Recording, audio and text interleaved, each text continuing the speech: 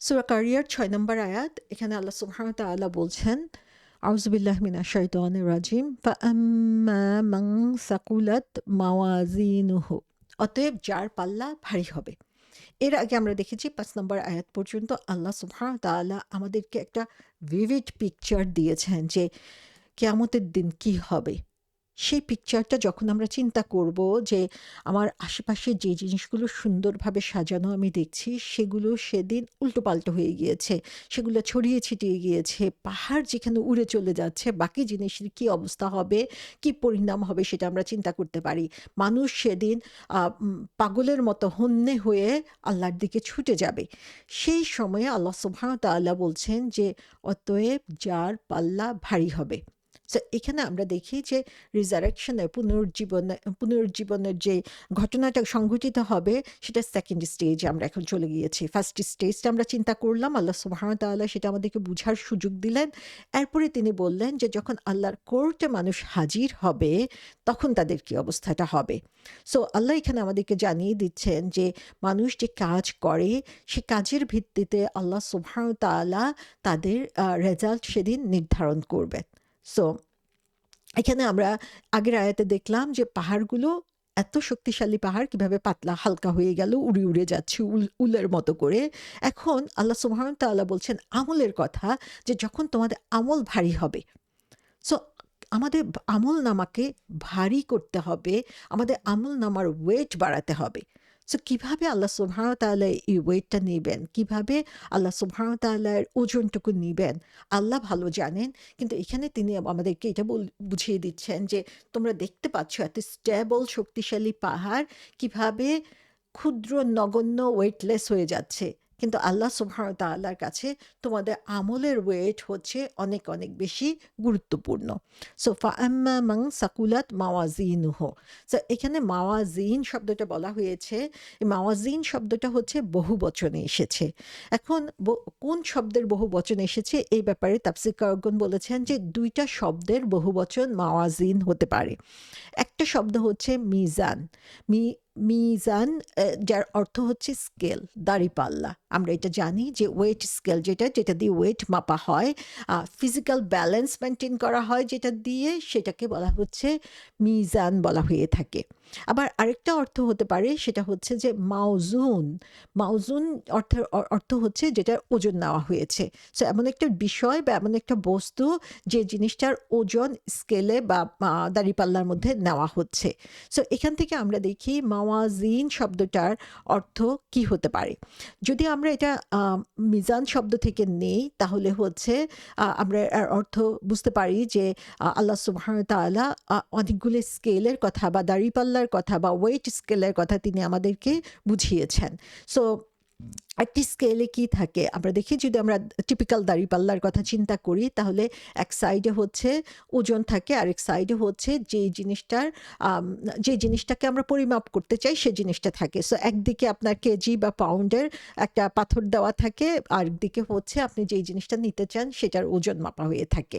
So এখানে আমরা দেখি যে এখানে মাওয়াজিন বলতে এই স্কেলটাকে বোঝানো হতে পারে, যেখানে হচ্ছে আল্লাহ সুবহানাহু ওয়া তাআলা একদিকে হচ্ছে আমাদের আমলটা রাখবেন এবং তার পাশাপাশি সেই আমলের ওজন কত হচ্ছে সেটা তিনি মাপবেন।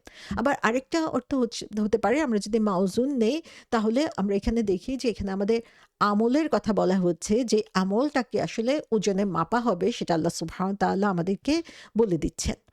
এখন চিন্তার বিষয়, তাহলে আল্লাহ সুবহানাহু ওয়া তাআলার এই দাঁড়িপাল্লাটা কেমন হবে? সো আমরা যখনই দাঁড়িপাল্লার কথা চিন্তা করছি তখনই দুই দিকের ব্যালেন্সের কথা আমরা চিন্তা করি। সো একদিকে আমাদের গুড ডিড, আমাদের ভালো কাজ, আরেকদিকে হচ্ছে আমাদের ব্যাড ডিড, খারাপ কাজ। সো এখানে আমরা দেখি যে যদি আমাদের ভালো কাজের ওজন বেশি হয় খারাপ কাজের চেয়ে তাহলে আমাদের পরিণাম ভালো হবে।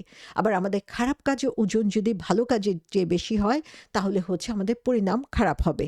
সো কোরআন যখন আমরা পড়ি তখন আমরা দেখি যে আল্লাহ সুবহানাহু ওয়া তাআলা কোরআনে বারবার বলে দিয়েছেন যে যারা খারাপ কাজ করে, যারা হচ্ছে আল্লাহর নির্দেশ মানে না, তাদের ও কাজগুলোর কোনো ওজন থাকবে না আখিরাতে।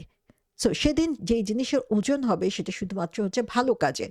আল্লাহ সুবহানাহু ওয়া তাআলা বলে দিয়েছেন যে যারা ভালো, তাদের আমলে সালেহ ভালো, তারা অনেক ভালো কাজ করেছে, কিন্তু তাদের ঈমান নাই, সেটাও তাদের পরিমাপে আসবে না আখিরাতে, তাদের পুরস্কারটা দুনিয়াতেই দিয়ে দেওয়া হবে। আর যারা খারাপ কাজ করবে সেটা তাদের জন্য শাস্তির কারণ হয়ে যাবে। আমরা যদি আমাদের মডার্ন ওয়েট স্কিলের কথা চিন্তা করি, যেখানে শুধু একটা জিনিসই থাকে, প্লেস করা হয়, তাহলে আমরা সেখানে চিন্তা করতে পারি যে খারাপ কাজগুলোকে আল্লাহ আগেই হচ্ছে ছুঁড়ে ফেলে দিলেন, শুধু ভালো কাজগুলোর ওজন নিলেন সেখানে। সো এখানে আল্লাহ সুবহানাহু ওয়া তাআলা ভালো জানেন তিনি কিভাবে ওজন নিবেন, কিন্তু এখানে আল্লাহ সুবহানাহু ওয়া তাআলার যে কথা আমরা দেখতে পাচ্ছি, সেখানে দেখতে পাচ্ছি যে মানুষের ভালো কাজের পরিমাণ যখন খারাপ কাজের পরিমাণের চেয়ে বেশি হবে, তখনই তার ওজনটা হচ্ছে সিগনিফিক্যান্ট হবে। আবার আরেকটা অর্থ হতে পারে যে যেহেতু খারাপ কাজের কোনো ওজনই নাই, সেজন্য ভালো কাজটাকেই আল্লাহ সুবহানাহু ওয়া তাআলা সেদিন অ্যাসেস করবেন। সো এখানে আল্লাহ সুবহানাহু ওয়া তাআলা বলছেন যে যেভাবেই হোক না কেন, যেভাবেই অ্যাসেসমেন্টটা হোক না কেন, আল্লাহ সুবহানাহু ওয়া তাআলা হচ্ছে তার ভালো কাজের পাল্লাটা তার জন্য ভারী হবে, তার ওজনটা সেদিন বেশি হবে। সো এই ব্যাপারে আমরা দেখি যে আব্দুল্লাহ ইবনে মাসুদ রাদিয়াল্লাহু আনহুর একটা ঘটনা এসেছে, যেখানে আমরা দেখি যে রাসূল সাল্লাল্লাহু আলাইহি সাল্লাম একবার আব্দুল্লাহ ইবনে মাসুদ রাদিয়াল্লাহু আনহুকে কোনো একটা গাছ থেকে একটা মিসওয়াক আনতে বললেন। তো তিনি যখন গাছে উঠে সেই ডালটা ভাঙছিলেন মিসওয়াক বানানোর জন্য, তখন তার পা দুইটা দেখা যাচ্ছিল, এবং তার পা ছিল খুবই চিকন চিকন। সো সাধারণ মানুষের যেরকম পা থাকে তার চেয়ে অনেক বেশি চিকন ছিল, তিনি অনেক শুকনা ছিলেন, এবং যার কারণে হচ্ছে বাতাস এসে মনে হচ্ছিল যেন তাকে নাড়িয়ে দিচ্ছিল। তখন মানুষ তাকে অবস্থাটা দেখে তারা সবাই হাসাহাসি করছিল। তখন রাসূল সাল্লাল্লাহু আলাইহি ওয়াসাল্লাম বললেন যে তোমরা কেন হাসছো? তারা বলল, হে আল্লাহ রাসূল সাল্লাল্লাহু আলাইহি ওয়াসাল্লাম, দেখেন তার পা কত শুকনা যে বাতাসে উড়ে যাচ্ছে। তখন আল্লাহ রাসূল সাল্লাল্লাহু আলাইহি ওয়াসাল্লাম বললেন যে যার হাতে আমার লাইক আল্লাহ সুবহানাহু ওয়া তাআলা কসম করে তিনি বললেন যে যার হাতে আমার সোল বা রূহ, তিনি হচ্ছেন মাউন্ট উহুদের পাহাড়ের চেয়েও বেশি ওজন দিবেন, ওজন করে দিবেন এই পা দুটাকে। তো সুবহানাল্লাহ, আমরা দেখি যে বাহ্যিক দৃষ্টিতে যদিও তিনি অনেক শুকনা ছিলেন, যেটা হাস্যরসের কারণ হয়ে পড়েছিল, কিন্তু তার আমল তাকে হচ্ছে সেদিন উহুদ পাহাড়ের চেয়েও ভারী করে দিবে, তার যে গুরুত্ব, সেই গুরুত্বকে। সুবহানাল্লাহ। সো এখানে আমরা দেখি যে যেকোনো ভালো কাজ আল্লাহ সুবহানাহু ওয়া তাআলার কাছে প্রশংসিত, এবং আল্লাহ সুবহানাহু ওয়া তাআলা সেটাকে ওজন দিবেন। সো এই যে আল্লাহ সুবহানাহু ওয়া তাআলা প্রত্যেকটা জিনিসকেই হচ্ছে প্রত্যেকটা ভালো কাজকে তিনি কনসিডার করবেন, সেটা আমাদের জন্য আসলে খুবই গুরুত্বপূর্ণ।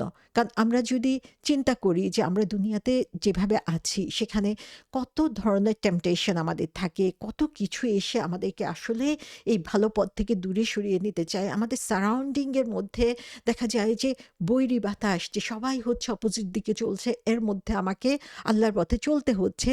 ঠিক এই অবস্থার মধ্যে আমরা যখন দিনের পথে আটকে থাকতে চাই, মজবুত হয়ে টিকে থাকতে চাই, এগিয়ে যেতে চাই, তখন সেই জিনিসটা আল্লাহ সুবহানাহু ওয়া তাআলার কাছে অনেক অনেক বেশি পছন্দ, এবং তিনি সেটাকেই হচ্ছে অনেক ওজনদার করে সেদিন উপস্থাপন করবেন।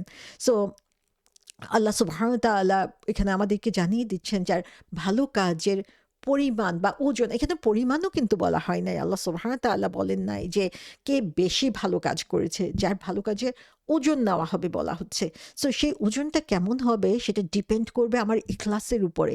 আল্লাহ কতটুকু সন্তুষ্ট হয়েছেন, আমি কতটুকু আল্লাহর জন্য এটা করতে পেরেছি, সেটার উপরে ডিপেন্ড করবে সেটার ওজন, এবং সেটার উপরে ডিপেন্ড করবে এটার অ্যাকসেপ্টেবিলিটি। তাহলে এখানে আমরা আরেকটা দেখি যে কোরআনে বলা হয়েছে সূরা আরাফে যে আর সেদিন যথার্থই ওজন হবে, অতঃপর যাদের পাল্লা ভারী হবে তারাই সফলকাম হবে।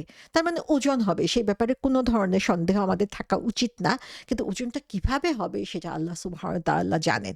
সো এই ব্যাপারে আমরা দেখি যে তাফসীরকারগণ বলেছেন যে সেই কিয়ামতের দিনে যখন জিনিসের ওজন করা হবে, সেদিন হচ্ছে মানুষের কাজগুলোকে স্ট্যান্ডার্ড অফ ট্রুথ, সত্যের সাথে তার কাজের অবস্থানটা কোথায়, সেটার ভিত্তিতে তার কাজের ওজন মাপা হবে।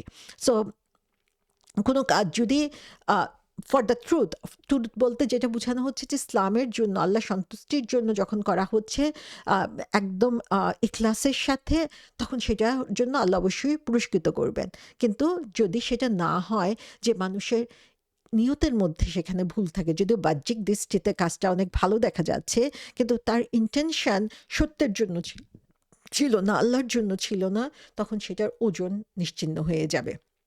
আবার তাফসীরকারগণ এটাও বলেছেন যে একজন মানুষের হচ্ছে সেদিন মাল্টিপল স্কেল থাকবে তাদের তাদের কাজগুলোকে ওজন নেওয়ার জন্য। সো সেখানে বিভিন্ন কাজের ওজন আল্লাহ সুবহানাহু ওয়া তাআলা বিভিন্নভাবে নেবেন, এবং আল্লাহর নিজস্ব পাওয়ার দিয়ে আল্লাহ সুবহানাহু ওয়া তাআলা সেদিন ঠিক করবেন যে কোন কাজের ওজন কতটুকু হবে। সো এখানে আমরা দেখি যে আমরা একটা এই কাজের যে ফর্ম, সেই ফর্মে একটা ফর্মে এরকম হতে পারে যে অ্যাক্সিডেন্টাল কাজ হতে পারে, যে আমরা করে ফেলছি অনেক সময়, সেই জিনিসটা হচ্ছে আম, আহ, কোনোভাবে আমাদের সুযোগ হয়েছিল, আমরা সেটা করে ফেলেছি, যে এটার জন্য আমি প্ল্যান করেছি বা সেরকম কিছু হয় নাই। সো আমাদের হচ্ছে এটা এক ধরনের কাজ হতে পারে, যে আমার ইচ্ছা ছিল কিনা, বা আমি জাস্ট হচ্ছে ঘটনাক্রমে এটা করে ফেলেছি কিনা, সেই কাজগুলো হচ্ছে এক ধরনের মাপ নেওয়া হবে। আর যে কাজগুলো হচ্ছে আমি ইন্টেনশনের সাথে করছি, সেগুলো হচ্ছে আরেকভাবে মাপ নেওয়া হবে। আমরা দেখি যে আল্লাহ সুবহানাহু ওয়া তাআলা বলেছেন যে নামাজ যারা পড়ে তারা সেটা তাদের অন্তরকে হচ্ছে পরিচ্ছন্ন করে দেয়, এবং যারা এরকম অজু করে রেগুলার, নামাজ পড়ে রেগুলার, তখন তাদের কিয়ামতের দিন তাদেরকে চিনাই যাবে হচ্ছে, কারণ তাদের যে অংশগুলো তারা অজু করত, অজু দিয়ে ভিজাতো, সেই অংশগুলো থেকে আলো বের হতে থাকবে। তাহলে এই যে আল্লাহ সুবহানাহু ওয়া তাআলা দেখছেন যে মানুষ আসলে কি জন্য কাজটা করছে, সো সেই কাজের বহিঃপ্রকাশ ঘটবে তার হচ্ছে শরীরের মধ্য দিয়েই।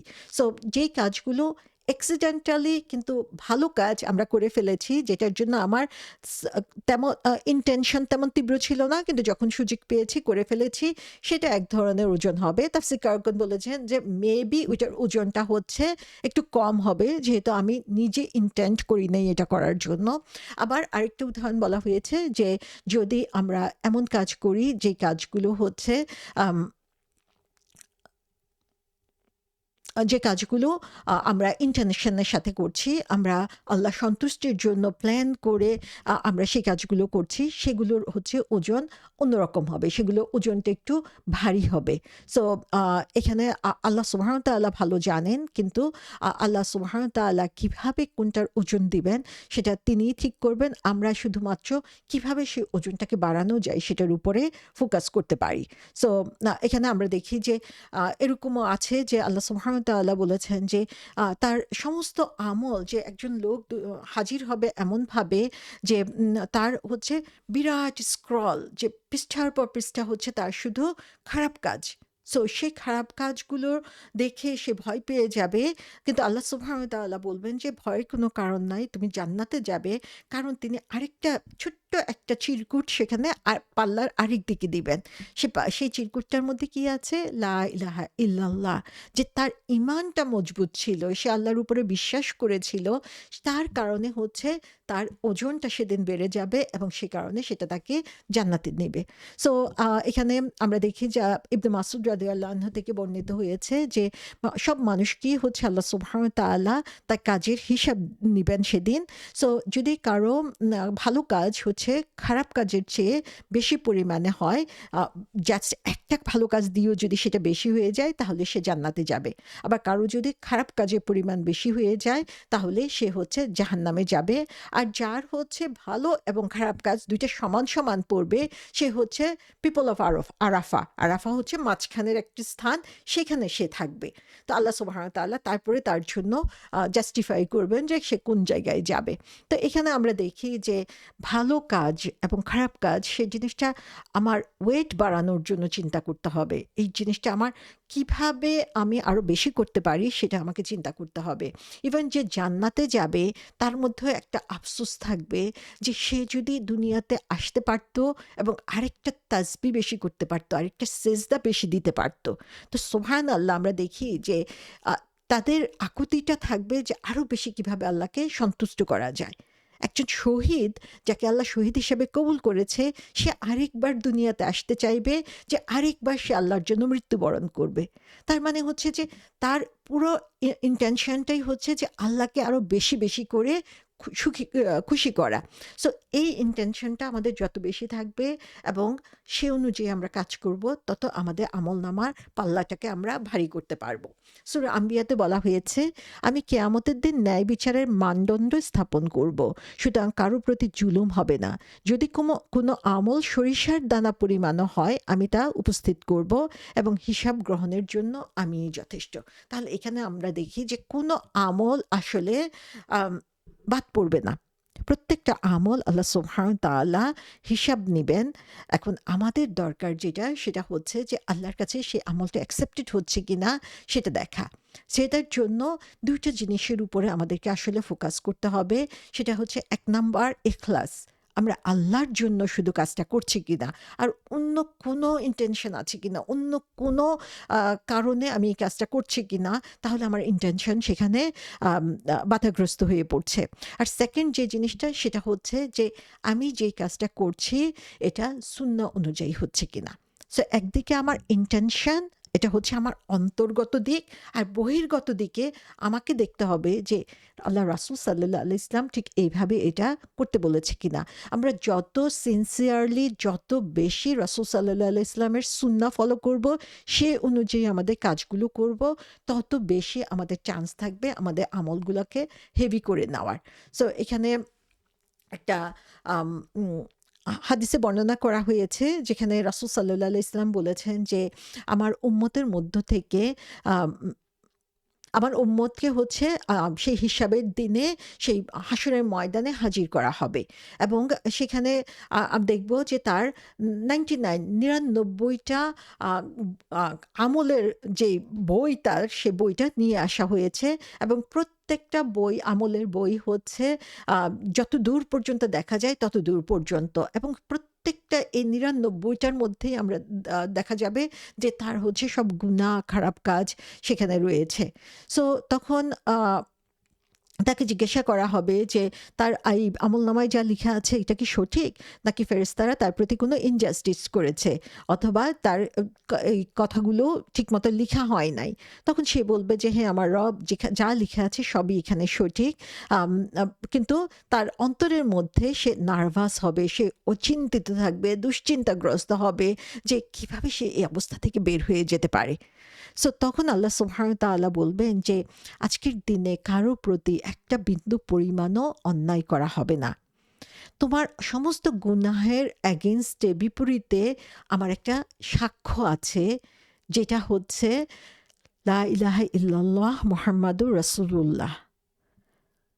তখন সেই ব্যক্তি বলবে যে হে আল্লাহ, এই ছোট্ট একটা নোট, ছোট্ট একটা সাক্ষ্য, এটা কি আর এমন ওজন হবে, যেখানে এই 99টা এত বিশাল বিশাল বই আমার অন্যায় দিয়ে ভর্তি হয়ে গিয়েছে।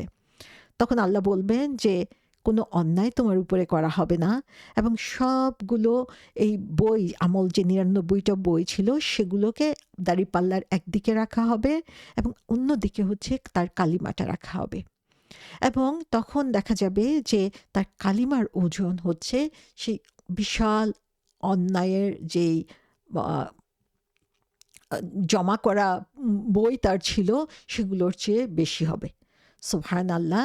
যে রাসূল সাল্লাল্লাহু আলাইহি ওয়াসাল্লাম বলেছেন যে, কোনো কিছুই আল্লাহ সুবহানাহু ওয়া তাআলার নামের চেয়ে ওজনদার হতে পারে না। তো এখানে আমরা দেখি যে কালিমাকে সঠিকভাবে বুঝা, কালিমার গুরুত্ব বুঝা, কালিমাতে আমরা কি বলছি সেটাকে অনুধাবন করা, আল্লাহ সুবহানাহু ওয়া তাআলাকে চিনা, আল্লাহর নামগুলোকে জানা এবং তার মাধ্যমে আল্লাহর কাছাকাছি হওয়ার জন্য চেষ্টা করা, সেটা আমরা যত বেশি করব তত বেশি আমাদের আমলগুলো হেভি হতে থাকবে ইনশাআল্লাহ। সো এখানে আমরা দেখি যে একটা হাদিসের অনুযায়ী যে কিভাবে ফেরেশতারা আমাদের আমলগুলোকে রেকর্ড করে থাকে। আমরা এখানে দেখব যে আল্লাহ সুবহানাহু ওয়া তাআলা যে রহমানুর রাহিম, এবং তিনি কিভাবে বান্দার উপর তার রহমতকে ছড়িয়ে দিয়েছেন, সেই আমল সংরক্ষণের মধ্যেও আমরা সেটা দেখতে পাবো। যে মানুষ যখন একটা খারাপ কাজ করে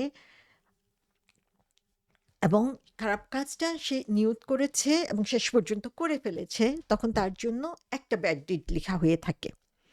মানুষ যখন কোনো খারাপ কাজ করার চিন্তা করে কিন্তু শেষ পর্যন্ত আল্লাহর ভয়ে সেটা সে ত্যাগ করে, তাহলে তার জন্য একটা গুড ডিড লেখা হয়ে যাবে।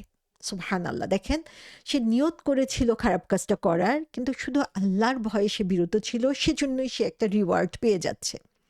আবার মানুষ যখন একটা ভালো কাজ করার নিয়ত করে কিন্তু এখনো করে নাই, সেই নিয়তের কারণে আল্লাহ সুবহানাহু ওয়া তাআলা তাকে একটা রিওয়ার্ড দিয়ে দিবেন। আর যখন সে নিয়ত করে তারপরে আবার সেই কাজটা করবে, তখন আল্লাহ সুবহানাহু ওয়া তাআলা তার আমলকে ১০ থেকে ৭০০ গুণ বাড়িয়ে দিবেন। তো এই যে আল্লাহ সুবহানাহু ওয়া তাআলা আমাদের প্রতি এত মার্সিফুল, এত দয়ালু, এত সুযোগ আমাদেরকে দিয়ে দিয়েছেন, আমরা কি সুযোগ পেয়ে সেই সুযোগগুলাকে নষ্ট করছি? আমরা কি চিন্তা করছি আমাদের আমলনামা হেভি হচ্ছে কিনা? সো আমরা এরকম ভালো কাজ, আল্লাহ সুবহানাহু ওয়া তাআলার সন্তুষ্টির জন্য যে কাজগুলো আছে, সেগুলোর ব্যাপারে আমরা চিন্তা করব। সেগুলো করার ব্যাপারে আমরা আরো বেশি মনোযোগী হব। রাসূল সাল্লাল্লাহু আলাইহি ওয়াসাল্লাম বলেছেন যে, একটা দাঁড়িপাল্লায় কোনো জিনিসই এর চেয়ে বেশি হেভি হতে পারে না, যেটা হচ্ছে ভালো চরিত্র হয়ে থাকে। একজন মানুষ যার হচ্ছে ভালো চরিত্র রয়েছে, যে হচ্ছে তার আখলাক, তার আচরণ মানুষের সাথে আ ভালো, সুন্দর আচরণের অধিকারী, সুন্দর চরিত্রের অধিকারী, সে হচ্ছে একজন মানুষ যে রোজা রাখে এবং যে নামাজ পড়ে, তার মতো র‍্যাংক, তার মতো মর্যাদা লাভ করবে। তো আমরা অনেক সময় ফোকাস করি হচ্ছে নামাজ পড়লাম কিনা, রোজা রাখলাম কিনা, এই জিনিসগুলার উপরেই বেশি ফোকাস করি। অবশ্যই এগুলো গুরুত্বপূর্ণ। কিন্তু আমাদের আখলাক, আমাদের মুআমালা, মানুষের সাথে আমাদের সম্পর্ক কেমন? মানুষের সাথে আমরা যখন কথা বলি, সেটা কি ধরনের কথা আমরা বলি? আমাদের চরিত্র কি আ আ চিত্র আমাদের ব্যাপারে তুলে ধরে, সেই জিনিসগুলো আমরা অনেক সময় বেখেয়াল হয়ে যাই। অথচ সেটা হচ্ছে অনেক, অনেক বেশি ওজনদার আল্লাহ সুবহানাহু ওয়া তাআলার কাছে। এরকম অনেক ভালো কাজ রয়েছে, যেই জিনিসগুলো হচ্ছে ছোট মনে হয়, কিন্তু সেগুলো রিওয়ার্ডের দিক থেকে, পুরস্কারের দিকে অনেক বেশি। যেমন আমরা যদি আমাদের অন্তরকে পরিষ্কার করার কথা চিন্তা করি, সেখানে জিকিরের গুরুত্ব অনেক বেশি। তো আমরা সুবহানাল্লাহি বিহামদিহি, কেউ যখন এটা ১০০ বার পড়ে, সেটার গুরুত্ব অনেক বেশি। লা ইলাহা ইল্লাল্লাহু ওয়াহদাহু লা শারীকা লাহু, লাহুল মুলকু ওয়া লাহুল হামদু ওয়া হুয়া আলা কুল্লি শাইইন কাদির। ১০০ বার যে পড়বে তার জন্য অনেকগুলা সওয়াব আল্লাহ সুবহানাহু ওয়া তাআলা লিখে দিয়েছেন। ওযু করার পরপরই ২ রাকাত নামাজ পড়লে সেটার সওয়াব অনেক বেশি। সূরা ইখলাস পড়া, কোরআন পড়া, মানুষকে প্রয়োজনে সাহায্য করা, রোজাদারকে খাবার দেওয়া, ইস্তেগফার পড়া সিনসিয়ারলি, এগুলো খুব ছোট, ছোট জিনিস, কিন্তু সেগুলো অনেক ওজনদার হয়ে যেতে পারে। তো আমরা দেখি যে আ রাসূল সাল্লাল্লাহু আলাইহি ওয়াসাল্লাম এই জিনিসটার উপরে খুবই গুরুত্ব দিয়েছেন যে, হেভি স্কেল যদি আমরা করতে চাই, গুড মোরালস হতে হবে। আমাদের নৈতিক চরিত্র সুন্দর হতে হবে। আমাদের পারস্পরিক আচরণ সুন্দর হতে হবে। যেন মানুষ আমাকে দেখে বুঝতে পারে যে আল্লাহ সুবহানাহু ওয়া তাআলা যা কিছু আমার কাছে চেয়েছেন, আমি তাই করার জন্য চেষ্টা করছি। ৭ নম্বর আয়াতে বলছেন আল্লাহ, ফাহুয়া ফি ঈশাতি রাদিয়া, যার আমলনামা ভারী হবে তার পুরস্কার কি হবে, তিনি সেটা এখানে বলে দিচ্ছেন যে সে সুখী জীবন যাপন করবে। তাহলে এখানে আমরা দেখি যে আল্লাহ সুবহানাহু ওয়া তাআলা বলে দিচ্ছেন যে ঈর্ষা শব্দটার অর্থ হচ্ছে জীবন, আর রাদিয়া শব্দের অর্থ হচ্ছে প্লিজেন্ট, সন্তুষ্টিপূর্ণ। সো এখানে আয়েশ শব্দটা আমরা সবাই জানি। আয়েশ বলতে কি বুঝায়? খুব একটা লাক্সারিয়াস লাইফ, কোনো চিন্তা নাই, আরাম করে থাকা, সেটাকে আয়েশ বলা হচ্ছে। কোনো খাবার নিয়ে, আশ্রয় নিয়ে কোনো কিছু যখন চিন্তা করতে হয় না, সেরকম নিশ্চিন্তে একটা জীবন বোঝানোর জন্য এই ঈর্ষা শব্দটা বলা হয়েছে। হায়াত শব্দের অর্থ হচ্ছে জীবন, যেটা আমরা কোরআনে অনেক জায়গায় হায়াত শব্দটাও দেখি। কিন্তু এখানে আল্লাহ সুবহানাহু ওয়া তাআলা আয়েশ শব্দটা ব্যবহার করেছেন বুঝানোর জন্য যে তার লাইফ হচ্ছে কত ইজি হবে, কোনো ধরনের সমস্যা থাকবে না। সো এই যে আয়েশি জীবন, সেই আয়েশি জীবনটা তার জন্য থাকবে এ life free of any worries, কোনো ধরনের দুশ্চিন্তা তার মধ্যে থাকবে না। সো এখানে আমরা দেখি যে আল্লাহ সুবহানাহু ওয়া তাআলা তার পুরস্কার হিসেবে বলে দিচ্ছেন যে, যে হচ্ছে এরকম ওজনদার আমল নিয়ে আল্লাহ সুবহানাহু ওয়া তাআলার কাছে আসবে, তার কোনো কিছু নিয়ে চিন্তা করতে হবে না। আল্লাহ সুবহানাহু ওয়া তাআলা তার সমস্ত সমস্যার সমাধান করে দিবেন এখানে। রাদিয়া শব্দটার অর্থ হচ্ছে যে হচ্ছে সন্তুষ্ট। সো এই লাইফ এমন একটা লাইফের কথা এখানে বলা হচ্ছে যে লাইফটা হচ্ছে ফুল অফ প্লিজার, কনটেইনমেন্ট, যে পরিতৃপ্ত একটা জীবন।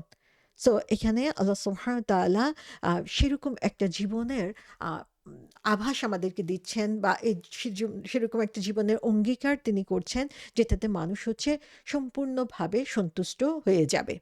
মুসলিম শরীফের একটা হাদিসে আছে যে রাসূল সাল্লাল্লাহু আলাইহি ওয়াসাল্লাম বলেছেন যে যখন জান্নাতীদেরকে জান্নাতে প্রবেশ করতে বলা হবে, তখন একজন ঘোষণা করবে যে আল্লাহ সুবহানাহু ওয়া তাআলার পক্ষ থেকে তোমার জন্য একটা প্রতিজ্ঞা রয়েছে, সেটা হচ্ছে যে তুমি এখানে থাকবে, এখানে তুমি কখনোই মারা যাবে না, তুমি এখানে সুস্থ থাকবে, কখনোই অসুস্থ হবে না, তুমি এখানে যৌবনকাল উপভোগ করবে, কখনোই তুমি বৃদ্ধ হবে না, এবং তুমি হচ্ছে প্রতিনিয়ত আল্লাহ সুবহানাহু ওয়া তাআলার নিয়ামতের মধ্যে থাকবে, এবং কখনোই দুঃখ কষ্ট তোমাকে স্পর্শ করতে পারবে না।